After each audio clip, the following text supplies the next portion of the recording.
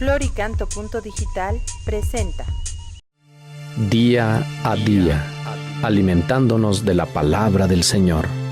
En la voz de Monseñor Enrique Díaz, fortalezcamos nuestra fe.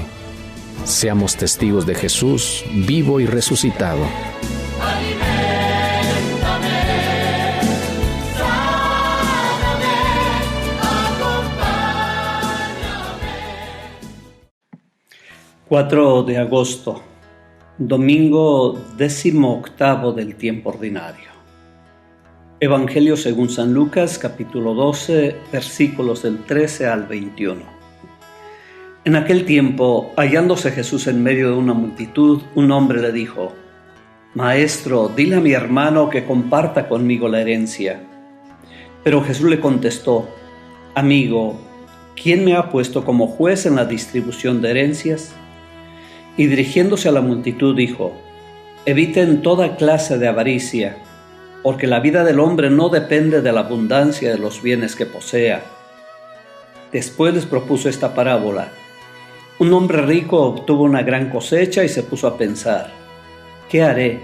Porque no tengo ya en dónde almacenar la cosecha. Ya sé lo que voy a hacer. Derribaré mis graneros y construiré otros más grandes para guardar ahí mi cosecha y todo lo que tengo. Entonces podré decirme: ya tienes bienes acumulados para muchos años. Descansa, come, bebe y date a la buena vida. Pero Dios le dijo: Insensato, esta misma noche vas a morir. ¿Para quién serán todos tus bienes?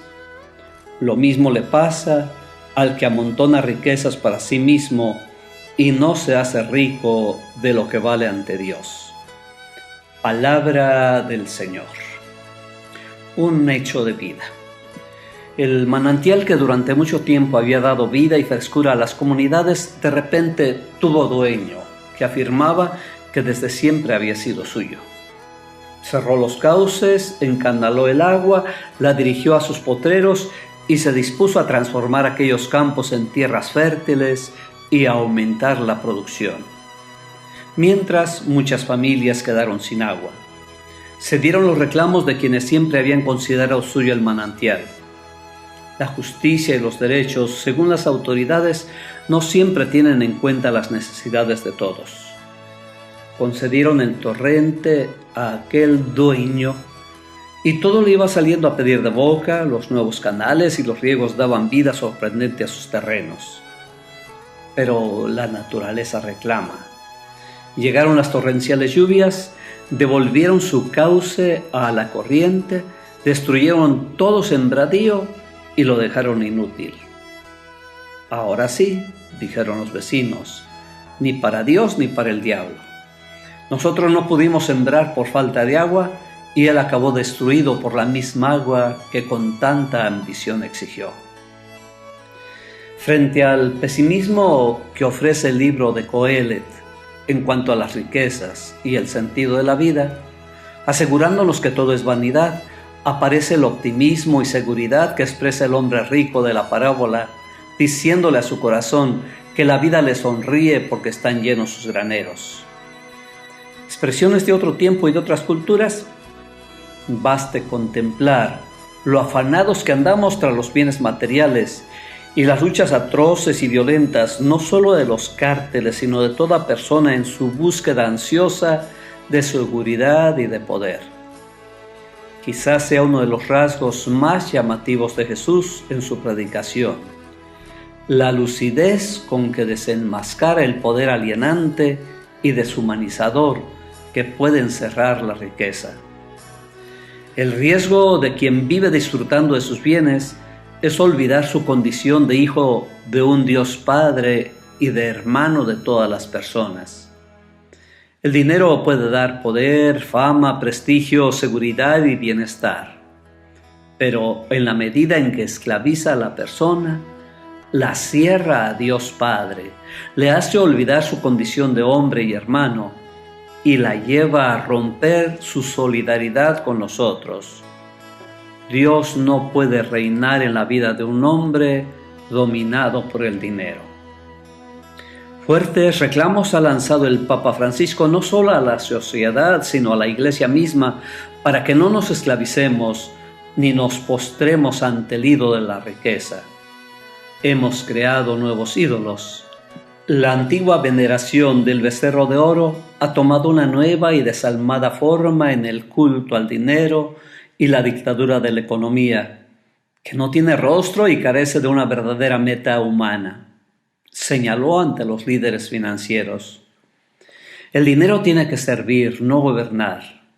La crisis económica ha creado temor y desesperación, disminuyó el goce de la vida e incrementó la violencia y la pobreza. Mientras más personas tienen problemas para subsistir y lo hacen en condiciones indignas, se ha establecido una nueva, invisible y en ocasiones virtual tiranía, una que unilateral e irremediablemente impone sus propias leyes. En muchos casos, el valor de las personas es juzgado por su capacidad de consumo. De un modo gráfico nos hacía pensar en lo grave de la situación cuando afirmaba que cuando hay una crisis financiera se despierta la alarma y los gobiernos se aprestan a rescatar las instituciones económicas. Pero cuando a diario miles de personas fallecen de hambre y viven en la miseria, podemos dormir tranquilos con la conciencia adormilada. Las graves palabras de Jesús siguen resonando hoy más que nunca. Eviten toda clase de avaricia, porque la vida del hombre no depende de la abundancia de bienes que posea. Y es que en todo Lucas el tema de las riquezas acumuladas, injustas, quema porque siempre aparece en contraposición al reino, como una verdadera idolatría. En su visita a una favela de Río de Janeiro, el Papa insistía en que la riqueza no está en las cosas sino en el corazón. Resaltaba la necesidad de un trabajo serio en búsqueda de la verdadera justicia.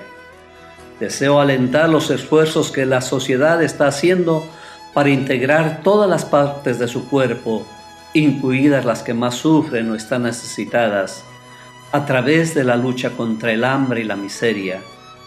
Ningún esfuerzo de pacificación será duradero, ni habrá armonía y felicidad para una sociedad que ignora, que margina y abandona en la periferia una parte de sí misma. Una sociedad así simplemente se empobrece a sí misma. Más aún, pierde algo que es esencial para ella. Recordémoslo siempre, solo cuando se es capaz de compartir llega la verdadera riqueza. Todo lo que se comparte se multiplica.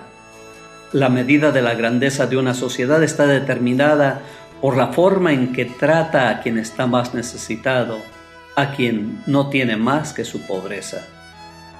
Jesús no invita al conformismo. Lo primero es la justicia querida por Dios, predicada por Jesús, que todos tengan pan, educación, techo, fruto de la comunión, de la solidaridad. Pero puede ocurrir que cuando tengamos lo justo, lo que nos corresponde como hijos y hermanos, ambicionemos más. Esta codicia nunca nos permitirá ya descansar. Es muy difícil ya decirse a uno mismo: hombre, tienes muchas cosas guardadas para muchos años, descansa, bebe, pásala bien. Normalmente no hay quien pare ya el dinamismo de la codicia.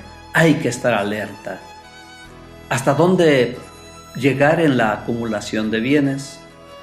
Enriquecerse en Dios es vivir como Jesús. Vivir confiados en las manos del Padre, buscar el reino como lo principal. Lo demás vendrá por añadidura. Enriquecerse en Dios es amasar una única fortuna, la del amor, la de las buenas obras, con los más pequeños y desfavorecidos.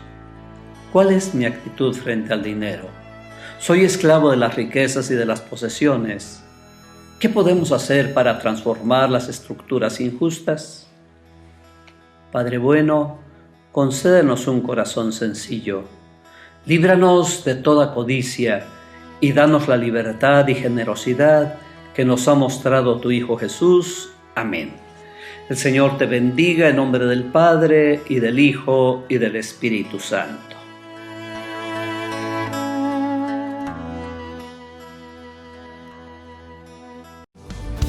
Glorica.